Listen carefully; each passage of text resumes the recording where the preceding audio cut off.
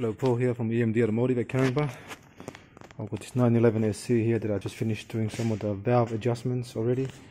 I've done the rear main seal already, brand new one. But before I put it back in the car, I'm going to show what I'm going to recommend to be done. So if you look at the spark plug leads,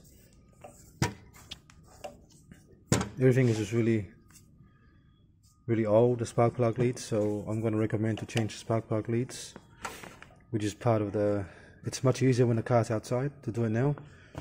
What else? And I'm going to recommend to change the intake manifolds, gaskets on these cars here. There's a common problem, they always crack in there and they create a lot of air leak.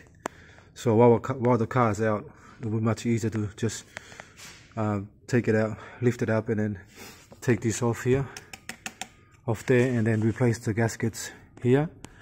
6 of them, and then I'm going to replace the boot as well, the sleeve, the rubber sleeve.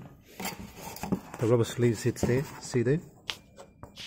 See, they get old as well, and they crack, and then it's just much harder to do in the car in the future, especially for a 911 classic car like this. Once you put the car in, and then it's just too hard to do it. And I'm going to show you another thing. I found this. Some of the hoses here, see that hose there? See how it's sort of crimped in there?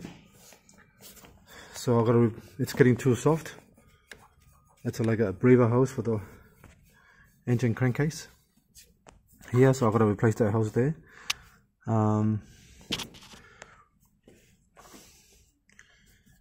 Even some of the hoses here are really brittle. So whatever I can see, I'm going to recommend to the customer. See here as well. It's really hard to see anything here, but all this stuff is better off doing it right now than putting the car back in and then later on they fail in the future. Alright, thanks for watching, and please subscribe.